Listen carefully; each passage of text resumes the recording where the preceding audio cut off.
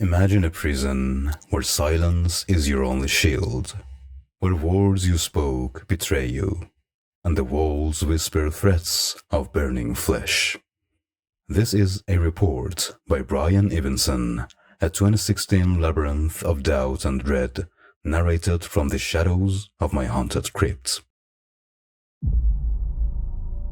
I'm in a cell, the walls smooth and cold, the air heavy with my own breath. 7 days ago, I spoke my report, its sentences clear, deliberate, falling from my lips with a weight of truth. Now they unravel in my mind, words turning treacherous, their edges blurred. I try to recite them, mouthing the phrases to the unyielding stone, but my voice falters, thin and insubstantial, as if the report itself denies me. I watched the house, I whisper, noted the man's movements, but the words feel wrong, like lies I never meant to tell. No one comes to hear me, no boots echo in the corridor. Only a hand, pale and fleeting, slides a bowl of grey slop through the slot at the door's base, then vanishes. I press my ear to the iron, straining for any sound, a voice, a step, a sign I'm not alone. Silence answers, thick and suffocating.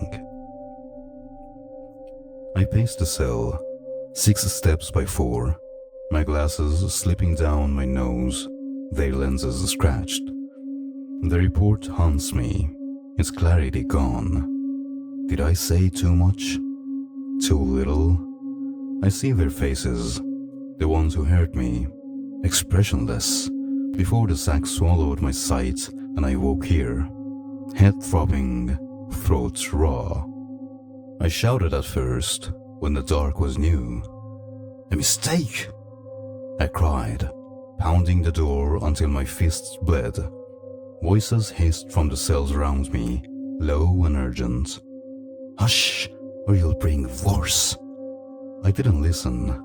I needed someone to hear, to prove this wasn't real. Then a scrap of paper slid through the slot, its words stark.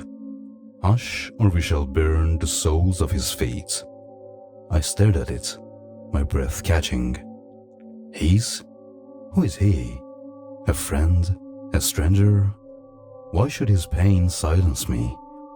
But the words sank into me, cold and sharp, and I shouted louder, desperate for any response, even punishment.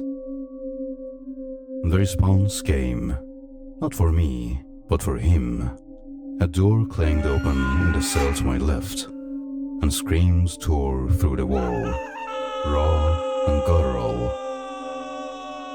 The sizzle followed, like flesh on a hot iron, and the air grew thick with the stench of burning meat.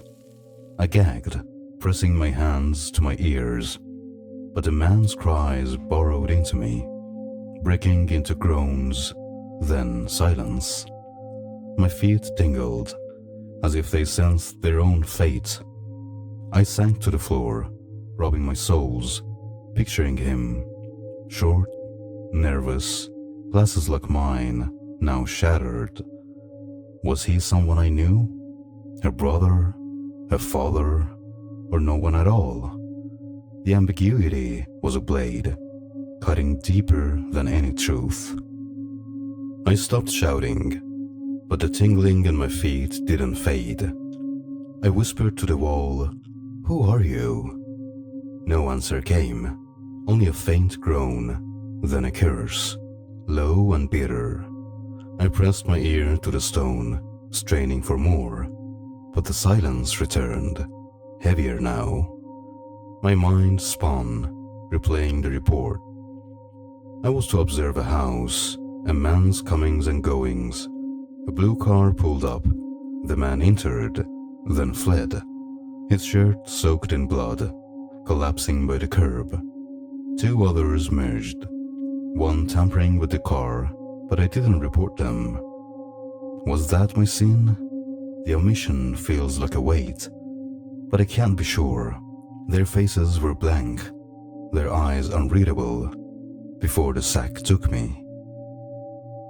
Days pass, or so I think. Time is a fog. I scratch at the dirt floor, tracing the report's words, but they shift, unreliable. My cell is my world, 6 steps by 4, the walls closing in. I lie on the cot, staring at the ceiling, my glasses fogging with my breath. The tingling in my feet is constant, a reminder of the note, the scream, the smell. I whisper the report again, hoping to find its truth, but the words are ghosts, sleeping away. A new sound breaks the dark, a voice shouting from the cell to my right. "A mistake!" He cries, his fists pounding, just as mine did. My heart lurches, and I yell, "Be quiet, you fool!" But he doesn't hear. His shouts grow louder, pleading, desperate. I press my hands to the wall, my breath ragged. I know what comes next. A slot opens, and though I can't see it, I feel the note's weight. "Hush, or we shall burn the soles of his feet." The new man ignores it, his voice rising, and footsteps march past my door, heavy and deliberate. The screams come again, from the cell to my left, where the first man suffered. The same sizzle, the same stench, the same breaking cries. I clutch my knees, rocking, my feet burning with phantom pain. Why him again? Why not me? Is he doomed to burn forever? Or is this chaos a lottery of pain? The new man falls silent, his shouts choked off, and the corridor grows still. I whisper to the wall, "Why him?" But no one answers. The tingling in my feet is unbearable, and I rub them until my hands ache, fearing my turn is next. I try to piece together the report to find my mistake. I saw the man collapse, blood pooling, but I didn't see the knife, the fight, the why. I reported only what I was told to. His arrival, his departure. Was that enough? Too much? The faces of my listeners swim in my mind, impassive, before the sack closed over me.